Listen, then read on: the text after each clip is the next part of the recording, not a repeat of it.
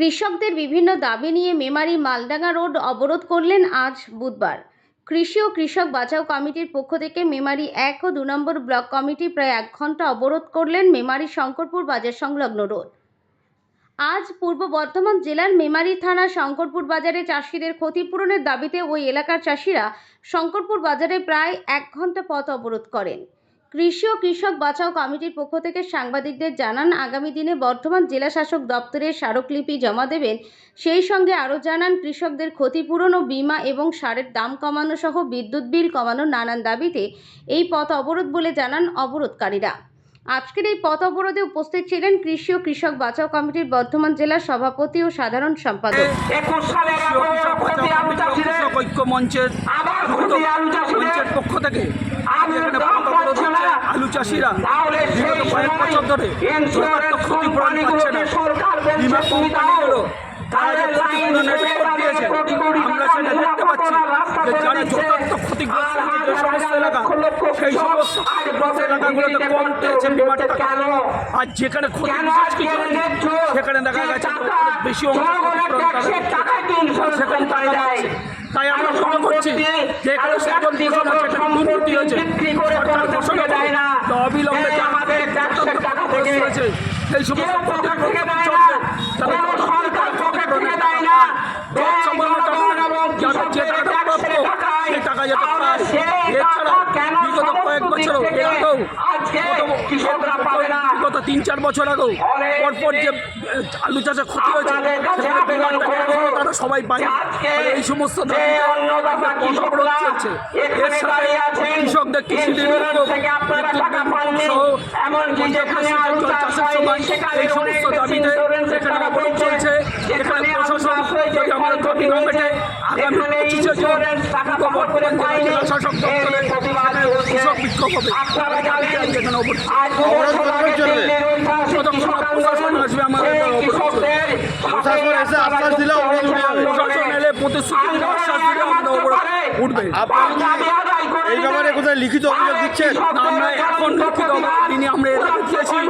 এর আগে আমরা ভোটের আগে জেলা শাসক দপ্তরে আমরা লিখিত দিয়েছি এবং আমরা দেখি তাহলে আবার আমরা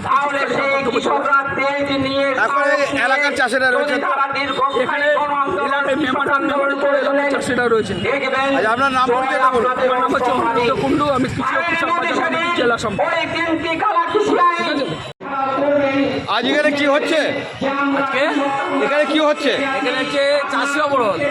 এই যে আলু চাষে আমাদের ক্ষতি হয়েছে, আমরা কোনো রকম ইন্স্যুরেন্স কোম্পানি আমাদের ঠিক মতো পয়সা দেয়নি। সেই প্রতিবাদে আমাদের এখানে আজকে ডেপুটেশন দেওয়া হচ্ছে। প্রশাসন আসবে, ভিডিও আসবে, এটা এসে আমাদের একটা সলভ করে দেবে, আমাদের আশ্বাস দেবে, তবে আমাদের এই আন্দোলন। এই অবরোধ চলবে কতক্ষণ? এখন যতক্ষণ না প্রশাসন আসছে ততক্ষণ আমাদের অবরোধ চলবে। আচ্ছা, এখানে যে পরবর্তীতে এখানে না হলে আমাদের কন্টেন্ট দিতে হবে, তারপরে না হলে আমাদের দিল্লি যেতে হবে। এই যে চাষিরা সই করছেন, এটা কোথায় জমা পড়বে? বিডিও অফিসে জমা পড়বে, প্রশাসনে জমা পড়বে, এমএলএ কাছে জমা পড়বে। যাতে আমরা ক্ষতিপূরণ যেটুকু পেয়েছি। আপনাদের দাবিটা কি? আমাদের দাবি হচ্ছে আমাদের যে ফসলের ক্ষতি হয়েছে, বিশেষ করে আলু চাষে 2বার করে আলু চাষ করে আমরা সেই পরিমাণ ক্ষতিপূরণ পাইনি, অথচ আমরা ইন্স্যুরেন্স কেটে গেছি নির্দিষ্টভাবে। এবছরও পাইনি, অল্প কিছু পেয়েছি। গত বছর 21-22 কেনা হয়েছিল, সেটা ব্যক্তিগতভাবে আমি এখনো পর্যন্ত পাইনি। কোথায় অবরোধ চলছে? এটা শঙ্করপুর মোড়ে অবরোধ চলছে। আপনার নাম? আমার নাম হচ্ছে সন্দীপ কুমার সিংহ, আমি গঙ্গাপুর অঞ্চলের অধিবাসী, আমার বাড়ি হচ্ছে ঘোষ। এই এলাকার সমস্ত চাষিরা অবরোধ করছে? সমস্ত চাষিরা 1 নম্বর এবং 2 নম্বর। এই স্মার্ট মিটারের সর্বশান্ত পথে বিক্রি করে দেবে, সাধারণ গৃহস্থ বাণিজ্য সব শেষ হয়ে যাবে। মানে এই যে জীবন যন্ত্রণা কৃষকদের, এই প্রতিবাদের ধারাবাহিক গণ আন্দোলন গড়ে তোলার প্রয়োজনে আজকে সংকল্প করে চাষিদের বিক্ষোভ।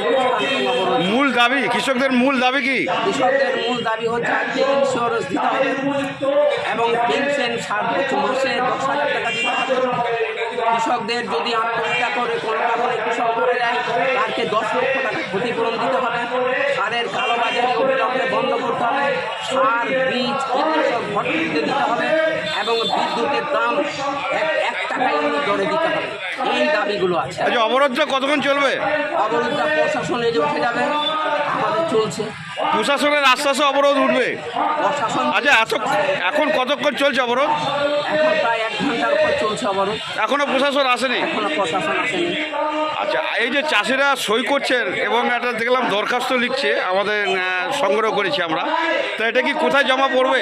এটা 25 তারিখে 25শে জুন